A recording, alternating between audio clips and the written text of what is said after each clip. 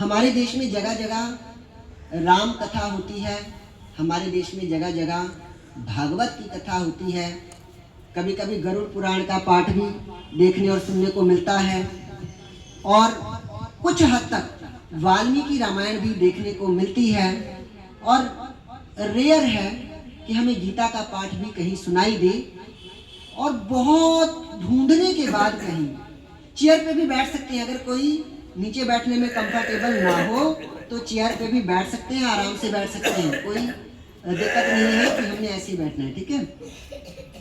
तो बहुत हद तक हमें बहुत ज़्यादा ढूंढने के बाद कहीं मिलेगा कि हाँ, कहीं वेदों का भी प्रचार हो रहा है, कहीं वेद मंत्रों का भी पाठ करके उसका अर्थ समझाया जा रहा है। तो आइए, आज ये मौका है, समझते हैं हम उस श्रद्धानंद जी के बारे में जिनकी चर्चा हम कर रहे थे।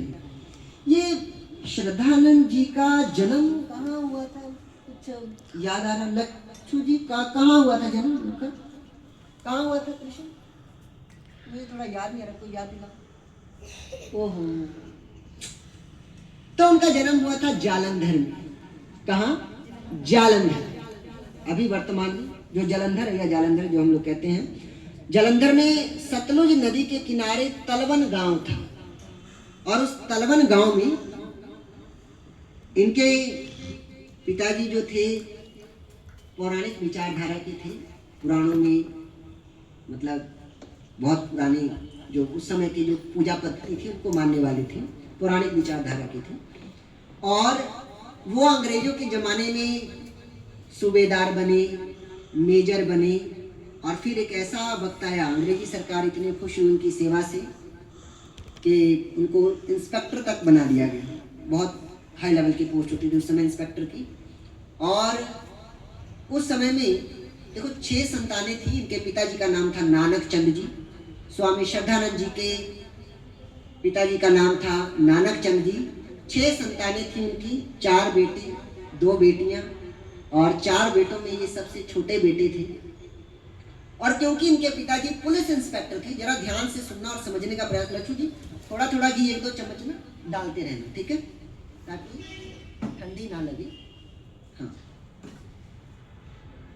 तो स्वामी श्रद्धानंद जी के पिताजी पुलिस इंस्पेक्टर थे, और उनकी बदली होती रहती थी, एक जगह से दूसरी जगह, एक स्टेट से दूसरी स्टेट, एक जिले से दूसरे जिले, इस तरह से पोस्टिंग होती रहती थी। तो पोस्टिंग होने के कारण अलग अलग जगहों पर जाकर ये एक जगह मतलब स्थायी रूप से कहीं रह नहीं सके। हालांकि इनका परमानेंट हाउस जालंधर में है, परमानेंट जो घर था इनका जालंधर में था, लेकिन एक जगह टिक कर नहीं उस समय व्यवस्था हो सकती थी, क्योंकि अलग जगह पर पोस्टिंग होती थी।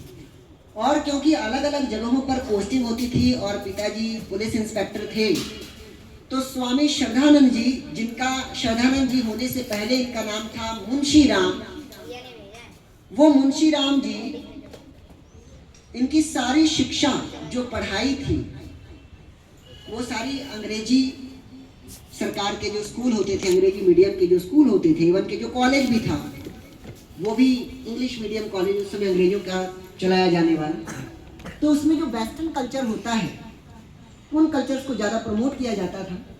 और जाहिर सी बात है, जहाँ वेस्टर्न कल्चर होगा, तड़क भड़क होगा, वहाँ एक नौजवान उससे प्रभावित हुए बिना नहीं रह पाएगा।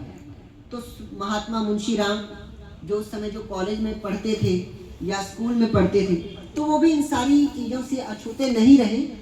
एक अमीर माँ बाप की लाडली संतान होने का जो एक जो रुबाब होता है, वो सारे रुबाब थे इनमें, और वो सारे गुण भी थे। फिर एक समय आया कि जब मदिरा तक इन्होंने यूज़ किया, अल्कोहल यूज़ किया, शराब पीना भी जारी रखा जीवन में। फिर एक ऐसा भी समय आया कि नॉनवेज भी इनके जीवन में शुरू हुआ, नॉनवेज भी खाते थे। ऐसे ऐसे प्रसंग बढ़ते चले गए। और घर में जो इनके पिताजी थे, जरा ध्यान से सुनते जाना घर के क्या हालात थे। घर में जो इनके पिताजी थे, ठीक है, वो पुलिस ऑफिसर थे, और उस समय के जो पुलिस ऑफिसर थे उनके पास पैसे और पावर की कोई कमी नहीं होती थी। मैं क्या कह रहा हूँ समझ रही हूँ ना? पुलिस इंस्पेक्टर थे, पैसे की और पावर की कोई कमी नहीं थी, तो अपने एरिया में, अपने जिले में इनको कोई टच करने वाला नहीं था। सीधी सी बात ये है। लेकिन इतना सब कुछ होने के बाद भी नानक चंद जी की एक खासियत थी कि वो तुलसीदास कृत रामायण का पाठ, सुंदरकांड का पाठ अवश्य किया करते थे। मतलब अपने देवी देवताओं का पूजा पाठ करने में कोई कमी नहीं रखते थे, पूजा पाठ वो अवश्य किया करते थे। तो जाहिर सी बात है, अगर घर में देखो, घर में चाहे कितनी अमीरी हो, चाहे कैसा भी कुछ भी चल रहा हो, जब माता पिता धार्मिक हैं तो कुछ ना कुछ प्रभाव बालक पर पड़ेगा ही पड़ेगा। तो बालक भी पहले धर्म को लेकर काफ़ी सचेत हुआ, काफ़ी आगे बढ़ने की कोशिश की, लेकिन जो रास्ते थे पौराणिक मार्ग के, वो इतने सशक्त नहीं थे, इतने सबल नहीं थे कि इनको धर्म मार्ग पर अडिग रख सके। तो धीरे धीरे इन्होंने वेस्टर्न कल्चर में आकर, वेस्टर्न में यही आपने आप आज भी सुना होगा, बहुत से लोग जो विदेशों में पढ़कर आते हैं वो यही कहते हैं यार रामायण तो काल्पनिक है, रामचंद्र जी तो हुए ही नहीं थे ही नहीं, इनका जन्म ही नहीं होता होगा, ऐसे कहते हैं, ये सब तो काल्पनिक है, कृष्ण जी हुए ही नहीं थे, काल्पनिक थे, शिव जी थे ही नहीं, काल्पनिक थे। मतलब सारी चीजें काल्पनिक बता के मिथ, एक माइथोलॉजी वर्ड आता है इंग्लिश में, माइथोलॉजी। माइथोलॉजी वर्ड बनता है मिथ से। मिथ का मतलब होता है झूठ। हम हिंदी में कहते हैं मिथ्या, इंग्लिश में होता है मिथ, MYTH, मिथ। मिथ का मतलब होता है झूठ, भ्रम, अफवाह।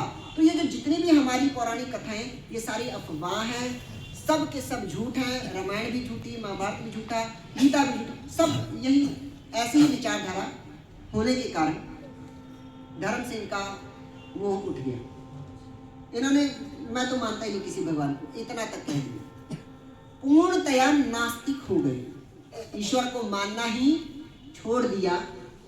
और अमीर माता पिता की संतान होने का जो सुख एक संतान ले सकता है, उन सारे सुखों में लिप्त होकर रह गए।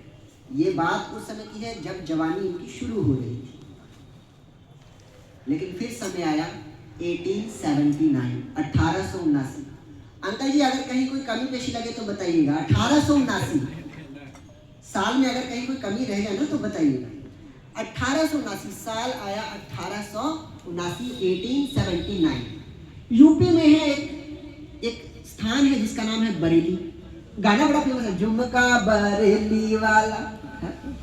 तो बरेली फेमस है उस झुमके के लिए। और अभी पिछले साल, 1-1.5 साल पहले ही वहाँ पर स्पेशली यूपी सरकार ने ना एक मेटल का झुमका स्पेशली लगवाया है, बहुत बड़े साइज का, उसको एक सिंबल देने के लिए, प्रतीक चिन्ह देने के लिए। तो बरेली में वहाँ पर वो झुमका लगाया गया। मेला, एक मेला लगा था, वहाँ पर सरकार ने ये लगाया। तो बरेली में महर्षि दयानंद सरस्वती जी धर्म प्रचार करने के लिए निकले हुए थे। बरेली की बात है। और उनकी जहाँ पर सभा होनी थी, जहाँ पंडाल लगना था, उस पंडाल की सारी व्यवस्था देखने की जिम्मेदारी नानक चंद को सौंपी गई थी। यानी कि इनके पिताजी को, मुंशीराम जी के पिता नानक चंद जी को, जो कि उस समय इंस्पेक्टर थे, उनको ये जिम्मेदारी सौंपी गई कि आप ध्यान रखना, यहाँ स्वामी जी का व्याख्यान होने वाला है, उनका भाषण होने वाला है, कहीं कोई उपद्रव ना मचाए। सरकार ने व्यवस्था दी।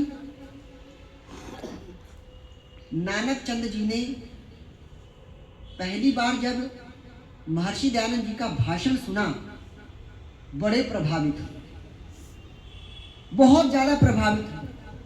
और इतने प्रभावित हुए कि पहले दिन भाषण सुना, भाषण सुनकर जब घर पहुंचे तो अपने नास्तिक बेटे मुंशीराम को कहा, नास्तिक हो चुके बेटे मुंशीराम को कहा कि चल, हमारे एरिया में ना एक बहुत पहुंचे हुए योगी आए हैं, संस्कृत के प्रकांड विद्वान है वो, महान योगाभ्यासी, वेदों का भाषण देते हैं वो, और बहुत ही अच्छा प्रवचन करते हैं। उनका भाषण तो सुनेगा ना तो तेरी सोई हुई आत्मा जाग जाएगी। तने बाप बेटा हूँ आंदे रहते, बाप बहना की है, इन्हें कोई कामत कारता हम चक के आ जाते हैं, पता नहीं कुछ भी भाषण देना पे जाते। और वैसे भी संस्कृत जानने वाला क्या ही, हमने पंडित थोड़ी ना बनना है। संस्कृत जान के हम क्या करेंगे, संस्कृत सुन के हम क्या करेंगे, ब्राह्मण थोड़ी ना बनना है हमें। और वैसे भी संस्कृत पढ़ने वाला हमें क्या पढ़ाएगा, हम ठहरे वेस्टर्न कल्चर के पढ़े हुए हैं ना, ऑक्सफोर्ड यूनिवर्सिटी के पढ़े हुए, ऐसा ओके।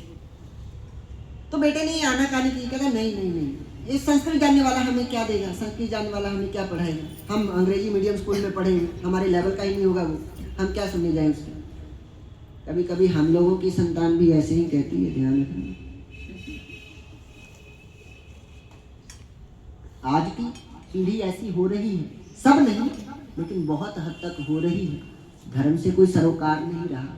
वो कहती होगी कि हम क्या करेंगे मंदिर जाके, क्या करेंगे सत्संग में जाके, क्या करेंगे सभा में जाके, क्या करेंगे यज्ञ में जाके। मैं तो लोगों को सुनकर हैरान है। तो मैं लोगों से कहता हूँ कि हाँ जी यज्ञ है, आपने आना है।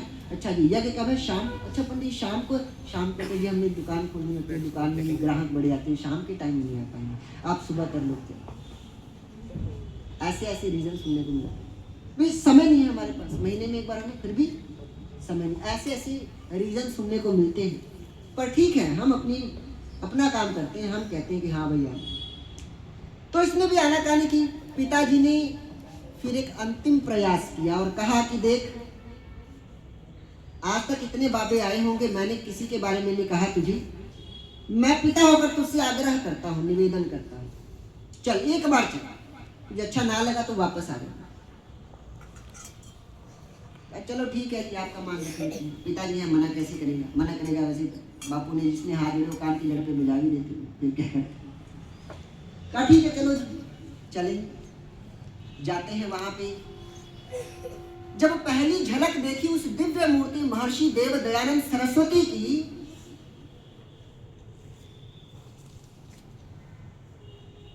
7 फुट का शरीर, बलशाली भुजाएं, योग की मुद्रा और धारा प्रवाह संस्कृत में भाषण। पहले तो उनके शक्ल सूरत देखकर ही मोहित हो गए। और जब उन्होंने नजर थोड़ी और दौड़ाई, मुंशी राम ने जब नजर थोड़ी और दौड़ाई तो क्या देखते हैं, वहां पर पादरी टी.जे. स्कॉट बैठे हुए हैं। कौन?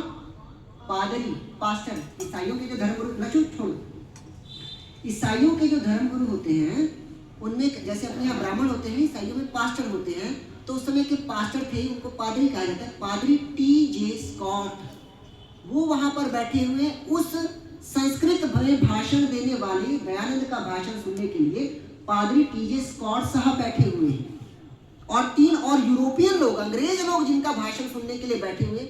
ये देखकर तो उनकी पैरों तले जमीन खिसक गई। ऐसा भाषण देने वाला कौन आ गया जिसका भाषण सुनने गोरे अंग्रेज के पास्टर साहब आए हैं? बाइबल को पूजने वाले, बाइबल को मानने वाले पादरी जी आए हुए हैं। हैरान। तो आगे बैठे, क्योंकि पिताजी इंस्पेक्टर थे तो अगली लाइन में बिठा दिया। चलो ठीक है, यहाँ थोड़ा आगे ही बैठ जाओ। बैठे। उस समय महर्षि दयानंद जी भाषण दे रहे थे ओम के नाम पर। ओम ईश्वर का मुख्य नाम है।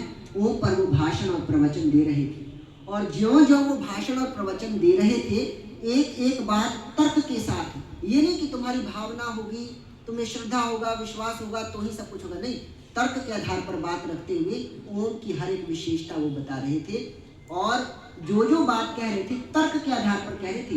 ये नहीं कि बस तुम मान लो तो हो गया, नहीं। मानो चाहे मत मानो, जो सच है वो तो सच ही रहेगा। ये देखो ना, ये हवन कुंड में अग्नि जल रही है, मैं मन में मान लूं कि नहीं अग्नि है नहीं भाई, तू हाथ पा के देख ला, तेन पता लग कि अग्नि है या नहीं। सच थोड़ी ना बदलता है, आप कुछ भी मानते रहो। तो भावनाओं के आधार पे नहीं, तर्क के आधार पर अपनी हर बात रखते थे महर्षि दयानंद सरस्वती जी। और इस बात को देखकर महात्मा मुंशीराम पर ऐसा प्रभाव पड़ा कि जब तक उनका भाषण खत्म नहीं हो गया वो वहां से हिले नहीं। और अंत में जब भाषण खत्म हुआ तो जाने से पहले उन्होंने अपने कुछ सवाल महर्षि दयानंद जी के सामने रखे। महर्षि दयानंद जी ने एक एक सवाल का जवाब बिल्कुल तर्क युक्त संगत के साथ युक्ति संग करके उनको सारा उत्तर सुना दिया, सारा उनके शंका का समाधान कर दिया। सारी शंकाओं का समाधान प्राप्त कर लेने के बाद जब स्वामी श्रद्धानंद अपने घर गए, बड़े बेचैन हुए। यार, कोई ऐसा भी बाबा हो सकता है जो इतना विद्वान, इतना निर्भीक और इतना ज्ञान रखने वाला कि गोरे अंग्रेज तक जिसका भाषण सुनने आते हैं। सोचो कैसी दिव्य विभूति है वो। जितने दिन महर्षि दयानंद जी का भाषण हुआ, स्वामी श्रद्धानंद जो उस समय मुंशी राम थे लगातार गए, हर बार गए। और अंत में जब आखिरी दिन था भाषण का, तो वो महर्षि दयानंद जी को कहते हैं कि आपने मेरी सवालों का जवाब देकर मुझे निरुत्तर तो कर दिया है, मैं लाजवाब हो चुका हूं, लेकिन ईश्वर में अभी भी मेरी आस्था नहीं हुई है। ईश्वर पर अभी भी मेरा विश्वास नहीं करा सके हैं आप। तब महर्षि दयानंद जी ने कहा कि भाई मैंने कब गारंटी ली थी कि मैं तेरा ईश्वर पर भरोसा करवा दूं? वो तो जिस दिन ईश्वर की कृपा हो जाएगी तुझे खुद ही भरोसा हो जाएगा। मेरा तो मकसद था कि तेरे मन में जो अंधविश्वास है या जो अज्ञानता है बस मैं उसको दूर कर दूं। उसको दूर करने के बाद रास्ता कौन सा पकड़ना है वो तो तुम्हें चुनना है। मैं यहाँ बैठा हूँ, मैंने वेद खोले, वेद पढ़े, वेद मंत्रों का अर्थ करके सुनाया और समझाया कि वो ईश्वर हमसे क्या चाहते हैं कि हम यज्ञ करके पर्यावरण की शुद्धि करें। मैंने अपनी ड्यूटी निभा दी, अब मैंने ज्ञान की परतें खोल दी। अब ये जानने के बाद आप करते हैं या नहीं, या करवाते हैं या नहीं, या करने या करवाने में सहयोग देते हैं या नहीं, ये तो मार्ग आपने चुनना है। उसमें मैं क्या कर सकता हूँ या कोई और क्या कर सकता है? ये मार्ग तो हम ही ने चुनना है और हम ही चुन सकते हैं, कोई और नहीं चुनेगा। कोई बाहर वाला विदेशी तो आकर ये मार्ग नहीं चुनेगा। स्वामी श्रद्धानंद जी ने वो जो कल तक नास्तिक थे फिर से आस्तिकता की राह पर चलना शुरू कर दिया। और जहां जहां उन्हें पता चलता कि महर्षि दयानंद जी का भाषण हो रहा है, महर्षि दयानंद जी की बताई हुई राह पर आगे बढ़ना शुरू किया। अब महर्षि दयानंद जी की जो राह थी वो वेदों से होकर गुजरती थी और वेद कहते हैं कि कभी भी गुलाम होकर, अधीन होकर मत रहो। अधीनाः स्याम शरदः शतम्, कभी गुलाम होकर मत जियो। और जबकि उस समय हमारा देश किसका गुलाम था? अंग्रेजों का। तो गुलाम होकर नहीं जीना है, लेकिन देश है गुलाम, तो जाहिर सी बात है गुलामी की बेड़ियां तोड़नी होंगी। तो जिसने गुलाम बनाया है उसके विरुद्ध काम करना होगा। तो स्वामी श्रद्धानंद जो उस समय मुंशी राम थे, उन्होंने महर्षि दयानंद जी की राह पर चलते हुए देश के क्रांतिकारियों का सहयोग देना शुरू किया। लेकिन जेके गुप्ता अंकल जी बैठे हैं, मुझे एक दिन बात बता रहे थे, ये बड़ी उम्दा बात बता रहे थे कि हम क्रांतिकारी, हमारे देश के जो क्रांतिकारी थे वो जब अंग्रेजों के खिलाफ कोई आंदोलन छेड़ते थे या कोई भी काम करते थे तो उनको जब पुलिस पकड़ती थी तो कोई भी वकील जल्दी से उनका केस नहीं लड़ता था। क्रांतिकारियों का केस जल्दी कोई नहीं लड़ता था। तो वो श्रद्धानंद, वो मुंशी राम जो कल तक सिर्फ एजुकेटेड थे, अब वो एडवोकेट बन चुके थे, वकील बन चुके थे। पहना उन्होंने काला कोट और अदालत में जाना शुरू किया और केस लड़ना शुरू किया उन क्रांतिकारियों के लिए जो देश के लिए कुर्बान होते थे, देश के लिए अपना सर्वस्व न्यौछावर करते थे। और इस तरह से धीरे धीरे ये रास्ता और आगे बढ़ने लगा। तभी एक समय आया जब हमारे देश में एक अंग्रेज अधिकारी जिसका नाम था लॉर्ड मैकाले, उसने भारत देश के हर एक गांव में घूम कर देखा कि यहाँ की क्या व्यवस्था है, यहाँ लोग कैसे रहते हैं, जीते हैं, कैसी क्या सामाजिक व्यवस्था है, राजनीतिक व्यवस्था क्या है ना, इकोनॉमी कैसे चलती है। जब लॉर्ड मैकाले लंदन वापस जाता है तो वहाँ लंदन में जाकर वो पार्लियामेंट में एक भाषण देता है और उस भाषण में वो बोलता है कि भारत देश का लगभग हर एक गांव अपने आप में संपन्न है, किसी और पर डिपेंड नहीं है। भारत में जल्दी कोई भिखारी नहीं मिलेगा। और साथ ही वो ये भी कहते हैं कि दुनिया की सबसे बेस्ट एजुकेशन अगर कहीं है तो वो इंडिया में है, जहां गुरुकुल में ब्रह्मचर्या में रहकर विद्यार्थी लोग पढ़ते हैं। कह रहे ऐसे देश को हम ज्यादा देर तक गुलाम बना के नहीं रख सकते। अगर इनको गुलाम बनाना है तो हमें यहाँ पर ऐसी शिक्षा व्यवस्था लगानी होगी जिससे ये लोग शरीर से तो भारतीय रहें लेकिन मन से अंग्रेज हो, अंग्रेजियत इनके मन में भरनी होगी। हमें ऐसी शिक्षा यहाँ चलानी, इनकी शिक्षा प्रणाली को खत्म करना होगा, अपनी अंग्रेजी शिक्षा प्रणाली लगानी होगी।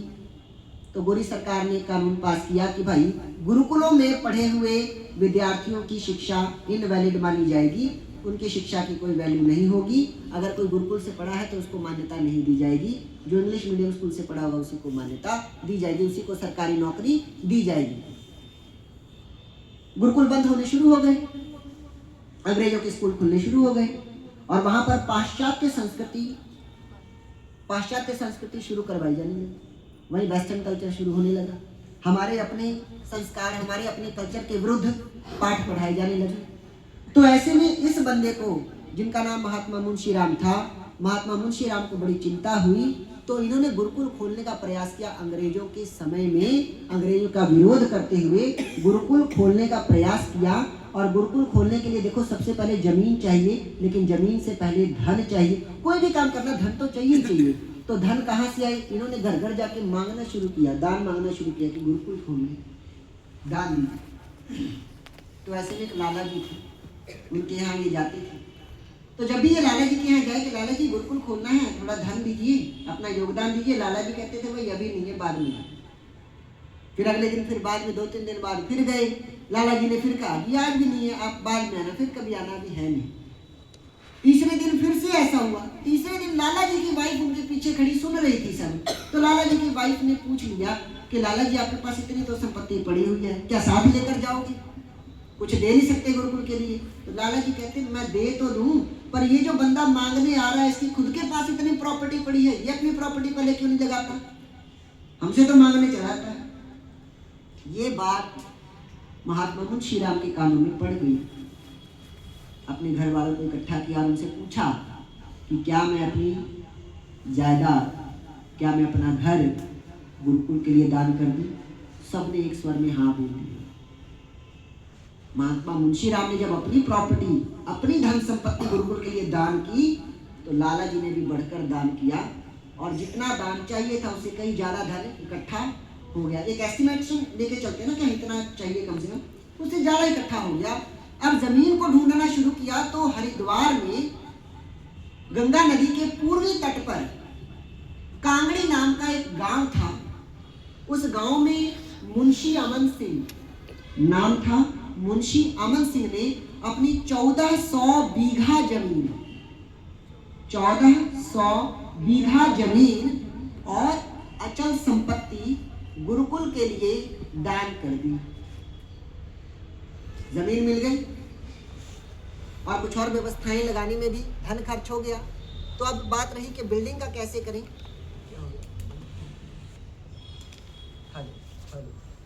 देखिए,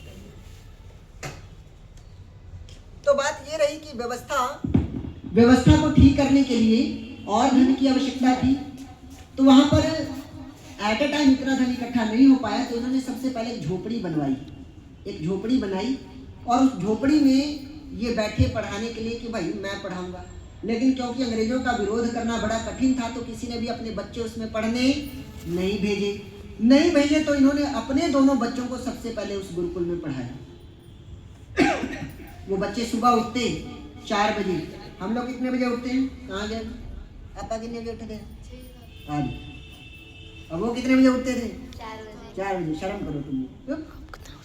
तो वो 4 बजे उठते थे। 4 बजे उठकर नहा धोकर यज्ञ करके योग किया करते थे और योग कर वेदों का अध्ययन और साथ ही आधुनिक शिक्षा को भी वहां पर पढ़ाया जाता था। सामाजिक शिक्षा है, विज्ञान है, अन्य भाषाएं हैं, ये सारी चीजों का भी पठन पाठन वहां पर कराया जाता था। जब गांव वालों ने देखा कि यहाँ के बच्चे इस प्रकार से पढ़ लिख रहे हैं, तो उन्होंने अपने भी बच्चों को उसमें भेजना शुरू किया। धीरे धीरे दूर गांव के लोग भी अपने बच्चे इस गुरुकुल में भेजने लगे और धीरे धीरे इस गुरुकुल की ख्याति इतनी बढ़ गई कि बड़े बड़े शहरों तक इस गुरुकुल का नाम पहुंचने लगा। जब इसका नाम दूर दूर तक पहुंचने लगा तो अंग्रेजी सरकार को टेंशन होने लगी, भाई ये तो हमारे स्कूल ना बंद करवा दे। तो इन्होंने, अंग्रेजी सरकार ने अपने पुलिस इंस्पेक्टर भेजे कि इन पर रेड डालो, छापा मारो उनके गुरुकुल में। तो पुलिस इंस्पेक्टर आया छापा मारने के लिए। तो छापा मारने आया पुलिस इंस्पेक्टर ने कहा कि भाई हमने सुना है कि आपके यहाँ बम बनाए जाते हैं। तो स्वामी श्रद्धानंद जी ने कहा कि हाँ बिल्कुल आपने सही सुना है। और वो ब्रह्मचारियों के पास लेकर, जो गुरुकुल के ब्रह्मचारी लड़के थे जो योगाभ्यास करते थे, वो योग की मुद्रा में बैठे थे, उनके सामने ले जाकर कहते कि एक एक बैठा हुआ हमारा ब्रह्मचारी बम है जो अंग्रेजी सरकार पर बम बनकर बरसेगा। भाई इतना सटीक उत्तर सुनने के बाद दोबारा किसी अंग्रेज ने वहां पर रेड नहीं डाली। और आपको जानकर हैरानी होगी कि उस गुरुकुल को विजिट करने के लिए उस समय के वायसराय लॉर्ड चेम्सफोर्ड, जिसका नाम आपने स्कूलों की किताबों में भी पढ़ा होगा, लॉर्ड चेम्सफोर्ड, वो आए थे, उस गुरुकुल का दौरा करने आए थे, देखने आए थे वो गुरुकुल कैसा है। तो उस समय के वायसराय उस गुरुकुल को देखने आए और मैं एक और बात बताऊं, जिस समय ये गुरुकुल खुलकर अपने रास्ते पर चल पड़ा था, उस समय महात्मा गांधी अफ्रीका में रहकर अंग्रेजों के खिलाफ आंदोलन कर रहे थे और उनको इंडिया से हर महीने 500 रुपए की धनराशि भेजी जाती थी। लेकिन अंग्रेजों के जुल्म इतने बढ़ गए थे कि वो 500 की धनराशि भेजनी भी मुश्किल हुई। तो गांधी जी ने अपने सहयोगियों को पत्र लिखा कि भाई बिना धन के हम यहाँ अफ्रीका में आंदोलन नहीं चला सकते, तो आप और धन भेजने की कोशिश करें। तो इनके सहयोगियों ने उस समय के कांग्रेस के लगभग हर एक लीडर के पास जाकर इसके लिए बात की, लेकिन कोई तैयार ना हुआ मदद करने के लिए। अंत में किसी ने सुझाव दिया कि आप स्वामी श्रद्धानंद जी के पास क्यों नहीं जाते, उनके पास जाइए, शायद वो आपकी समस्या का हल निकाल दें। श्रद्धानंद जी के पास पहुंचे तो श्रद्धानंद जी ने ये बात गुरुकुल के ब्रह्मचारियों के सामने रखी कि अगर आप एक टाइम का खाना और एक टाइम के दूध को अगर आप त्याग दें, छोड़ दें, तो इससे धन बचाकर हम गांधी जी की कुछ मदद कर पाएंगे। गुरुकुल के ब्रह्मचारी तैयार हुए और इन गुरुकुल के ब्रह्मचारियों का धैर्य देखो। इनकी बदौलत महीने में 1500 की धनराशि गांधी जी के पास जब भेजी गई तो गांधी जी ने दोबारा चिट्ठी लिखी कि भाई कौन है ये जिसने इतनी मदद की। तो नाम सुनने में आया, श्रद्धानंद नाम का कोई सन्यासी है जो हरिद्वार में गुरुकुल कांगड़ी खोलकर बैठा है और अंग्रेजों के खिलाफ ब्रह्मचारियों को तैयार कर रहा है। एक पढ़ी लिखी संतान, भारत के ऋषियों की संतान को तैयार कर रहा है। गांधी जी ने मिलने की इच्छा जाहिर की कि जब मैं इंडिया लौटूंगा ना तो स्वामी श्रद्धानंद से जरूर मिलूंगा। ऐसा था गुरुकुल का प्रभाव लोगों पर। लेकिन बात यहीं तक नहीं हुई। स्वामी श्रद्धानंद जी सिर्फ गुरुकुल तक ही सीमित नहीं हुए, इसके आगे चलकर आपको बता दूं 4 अप्रैल 1919 कौन सी डेट है? 4 अप्रैल, एक बार फिर से सभी बोले 4 अप्रैल 1919। देखो उस समय बड़ी कट्टरता का माहौल था। जो मुस्लिम भाई थे वो बहुत ही ज्यादा, कुछ सारे नहीं, कुछ बहुत ही ज्यादा कट्टर थे और कट्टरता के कारण कोई किसी और का दूसरे का सुन नहीं सकता था। लेकिन उस समय महात्मा मुंशीराम पहले ऐसे व्यक्ति हुए जिनको 4 अप्रैल 1919 को दिल्ली की जामा मस्जिद के एक मौलवी साहब ने इनवाइट किया कि आप यहाँ पर आकर दिल्ली की जामा मस्जिद के मिंबर पे खड़े होके, किसी भी मस्जिद का मिंबर वो जगह है जहां पर सिर्फ मौलवी साहब को ही खड़े होकर भाषण देने की इजाजत होती है, कोई और वहां चढ़ नहीं सकता। लेकिन वहां पर स्वामी श्रद्धानंद जी को बुलाया गया और श्रद्धानंद जी से विनती की गई कि वो यहाँ पर आकर भाईचारे का संदेश दे। 2 लाख के लगभग जनसंख्या दिल्ली की जामा मस्जिद के पास खड़ी थी और सब सुन रहे थे। और दिल्ली की जामा मस्जिद के मिंबर पर खड़े होकर स्वामी श्रद्धानंद जी ने वेद मंत्रोच्चारण के साथ राष्ट्रीय एकता का, हिंदू मुस्लिम एकता का संदेश दिया। मुझे नहीं लगता कि सेकुलरिज्म का इससे बेहतरीन एग्जाम्पल पूरे इतिहास में कहीं और मिलने वाला है। इसके बाद फतेहपुर की मस्जिद थी एक 6 अप्रैल को, ये 4 अप्रैल 1919 को हुआ। उसके बाद 6 अप्रैल को फतेहपुर की मस्जिद में भी इनका व्याख्यान हुआ, इनका भाषण हुआ। सोचो कैसे व्यक्ति रहे, क्या शख्सियत रही होगी। वो एक भगवाधारी मस्जिद के, और वो भी देश की सबसे बड़ी मस्जिद के मिंबर पर खड़ा होकर हिंदू मुस्लिम एकता का संदेश दे रहे। सोचो वो माहौल क्या होगा, वो शख्सियत कैसी है। और आपको बता दूं फिर एक ऐसा भी मौसम आया 1922। कौन सा साल? 1922 में पंजाब के अमृतसर में गुरु का बाग सत्याग्रह हुआ था। उस गुरु का बाग सत्याग्रह को लीड करने के लिए स्वामी श्रद्धानंद जी को निमंत्रित किया गया, किसी और को नहीं। देखो सिख भाइयों ने आंदोलन शुरू किया, लेकिन बुलाया किसको? स्वामी श्रद्धानंद जी को। सोचो वो शख्सियत क्या रही होगी। लेकिन हमें किताबों में पढ़ाई नहीं गया, हमारी आने वाली पीढ़ी को बताया नहीं जाता कि हमारे पूर्वजों ने कितनी कुर्बानियां दी हैं, क्या क्या दुख झेले हैं, अब तब जाकर यहाँ तक पहुंचे। अपने तो आँख खोलती आज़ादी मिल गई थी तो हम इंजॉय कर रहे हैं, बस इंजॉयमेंट नहीं रह जाती। साल 1922 में गुरु का बाग सत्याग्रह जब हो रहा था तो सिख भाइयों के इस आंदोलन को लीड करने के लिए स्वामी श्रद्धानंद जी सामने आए और लीड करने के कारण गोरी सरकार ने, अंग्रेजी सरकार ने इनको जेल में डाल दिया। पहले तो जेल में डाला कि चलो जेल में डालने से बंदा टूट जाएगा, है तो एक सन्यासी ही, लेकिन ये बंदा टूटा नहीं। तो फिर उनको एक लोहे की कोठरी होती है जिसमें बंदा सीधा खड़ा नहीं हो सकता, उस कोठरी में डाल के रखा, इनको भूखे प्यासे रखा। ये आपको अभी तो लोग कहते थे अब असी शाम में चाय भी तक पीनी होती है, उनको भूखे प्यासे रखा, उसके बावजूद भी बंदा नहीं टूटा। और इधर जनता का विरोध धीरे धीरे बढ़ ही रहा था और जनता का विरोध बढ़ने के कारण गोरी सरकार को स्वामी श्रद्धानंद जी को छोड़ना ही पड़ा।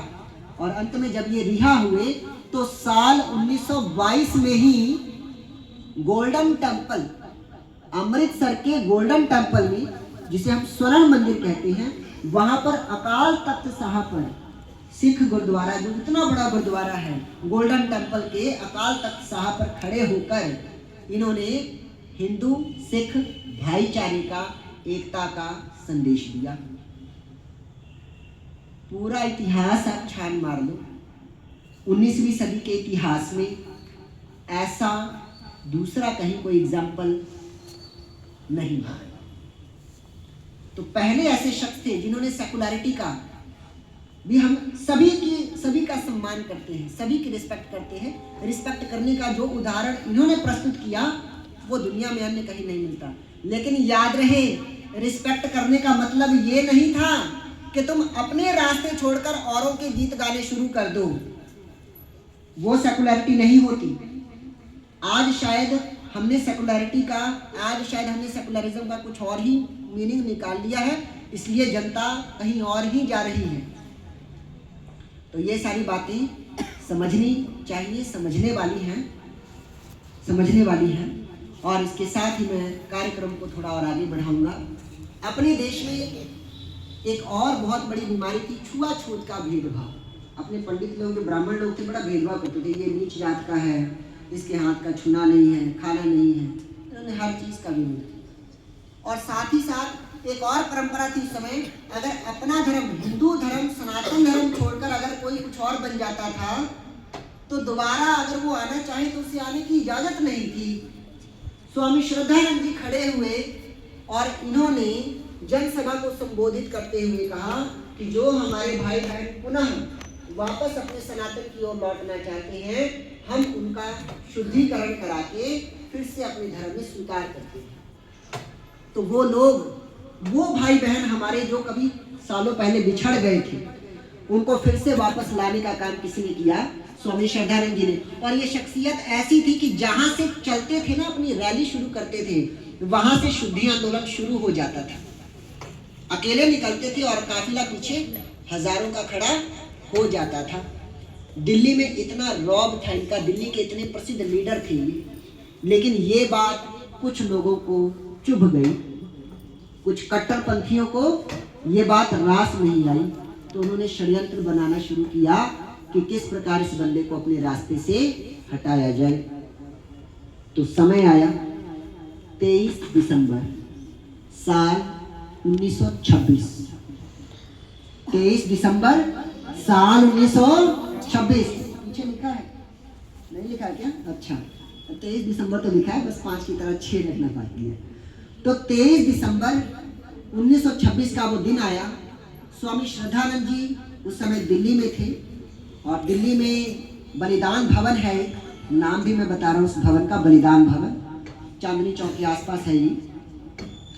बलिदान भवन में, हाँ नया बाजार, सही कह रहे हैं, नया बाजार के पास है ये। बलिदान भवन में थे उस समय, ये अस्वस्थ चल रहे थे, थोड़े बीमार चल रहे थे। बीमार चलने के कारण आराम कर रहे थे, रेस्ट कर रहे थे। और उस समय उनके साथ एक सेवक था। तभी 19 साल का एक नौजवान, एक पतला सा नौजवान, 19 साल का, वो श्रद्धानंद जी से मिलने पहुंचता है। तो वहाँ का जो सेवक था, उस सेवक ने उसे रोक दिया कि भाई अभी वो बीमार हैं, तो आप अभी नहीं मिल सकते, आप फिर कभी आ जाना, कल या परसों आ जाना। बंदा कहता ठीक है, मुझे एक गिलास पानी पिला दो। पानी लेने के लिए वो सेवक गया और जब पानी लेने जाता है तो इधर ये पतला सा लड़का, ये बंदा एक पिस्तौल निकालता है और स्वामी श्रद्धानंद जी के कमरे में घुस के 3 गोलियां इनके सीने में मार के शहीद कर देता है। जब 3 गोलियां लगती हैं तो सेवक दौड़ा दौड़ा आता है। सेवक इस हत्यारे को पकड़ने की कोशिश करता है, लेकिन हत्यारे के पास बंदूक थी, उसने उस सेवक की जांघ में भी गोली मार दी। सेवक भी वहीं गिर पड़ा। अब इस हत्यारे ने वहां से भागने का प्रयास किया तो कुदरत का करिश्मा कहो या प्रभु की कृपा कहो कि उस समय बहुत ही हष्ट पुष्ट शरीर के तगड़े आर्य समाजी, जिनका नाम था विद्यालंकार, धर्मपाल विद्यालंकार, पकड़ लिया उसने और पकड़ के उसका हाथ पकड़ के, बहुत ताकतवर शरीर था उनका, इस लड़के को पकड़ के इसको नीचे लेटा दिया और उसके ऊपर चढ़ गए और आधे घंटे तक उसको दबाए रखा। जब आधे घंटे तक दबाए रखा तो पता चला कि पुलिस को कॉल कर दिया गया है और उस समय स्वामी श्रद्धानंद जी के जो डॉक्टर साहब थे ना, फैमिली डॉक्टर, उनका नाम था डॉक्टर अंसारी। फैमिली डॉक्टर का नाम डॉक्टर अंसारी था, एक मुस्लिम, लेकिन विश्वास इतना, स्वामी श्रद्धानंद जी से प्रेम इतना कि हर बार स्वामी श्रद्धानंद जी इन्हीं से दवाई लेते थे। आप सोच लो वो क्या भाईचारा रहा होगा। तो डॉक्टर अंसारी साहब आए, उन्होंने चेक किया, स्वामी श्रद्धानंद जी शहीदी को प्राप्त हो चुके थे। जिस नौकर की जान में गोली लगी थी उस नौकर की मरहम पट्टी की। इतने में पुलिस वाले और थानेदार भी आ गए। जब आए तो उन्होंने उस हत्यारे को पकड़ा और पकड़कर उस पर केस चला तो उसको फांसी की सजा दी गई और इस तरह स्वामी श्रद्धानंद जी का बलिदान हुआ। आपको मैं बता दूं, स्वामी श्रद्धानंद जी के इन सभी कार्यों को देखते हुए इनकी मृत्यु से 2 साल पहले, साल 1924 में ब्रिटेन, यानी कि वो देश जिसने हमारे देश को गुलाम बनाया था, गोरे अंग्रेजों का देश ब्रिटेन के पीएम थे doctor Ramsay MacDonald, PM Ramsay MacDonald, प्रधानमंत्री थे वो ब्रिटेन के।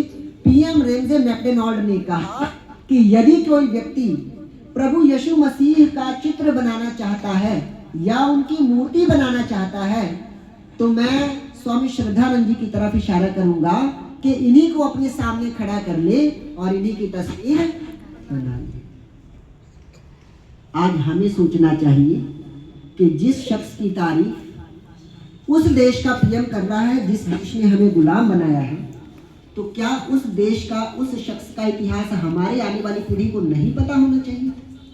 जिसने मुसलमानों के साथ भाईचारे को निभाया, सिख भाइयों को आपस में जोड़ा, वो हमारे सनातनी भाई बहन जो बिछड़ गए थे, जिनको कोई वापस लाने वाला नहीं था, उनको वापस लाने के लिए अपनी जान तक जोखिम में डाल के जिसने सारी बलिदान किए, सारा कुछ न्यौछावर कर दिया। इसलिए हमने भजन में गाया, तन मन धन अपना सब कुछ आर्य समाज के लिए लगा दिए।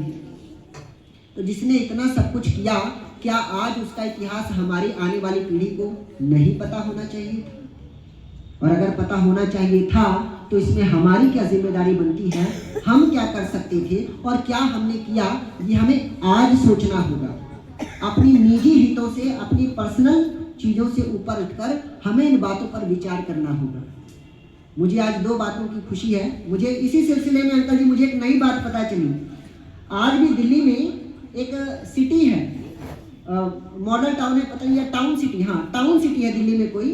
वहां पर पहले महारानी विक्टोरिया की मूर्ति लगी हुई थी, लेकिन देश जब आजाद हुआ तो दिल्ली के उस टाउन हॉल में विक्टोरिया की मूर्ति उतारकर स्वामी श्रद्धानंद जी की मूर्ति लगाई गई है वहां, और नीचे लिखा है स्वामी श्रद्धानंद, पर पत्थर के नीचे एपिटेफ पर लिखा है। तो कम से कम इतना काम हुआ और हम ये छोटा सा प्रयास कर रहे हैं। परमात्मा इतनी शक्ति दे कि मैं इस प्रयास को और आगे बढ़ा सकूं और आप जैसे महानुभावों से सहयोग लेकर इस कार्य को जितना सुरुचिपूर्वक कर सकता हूं मैं करूं और आप सबका बराबर सहयोग मिलता रहे। ऐसे ही कृपा और ऐसी आशा के साथ मैं ईश्वर से निवेदन करता हूं। इसके साथ ही मैं वाणी को विराम देता हूं। इति ओम शांति। ओम दौ शांति।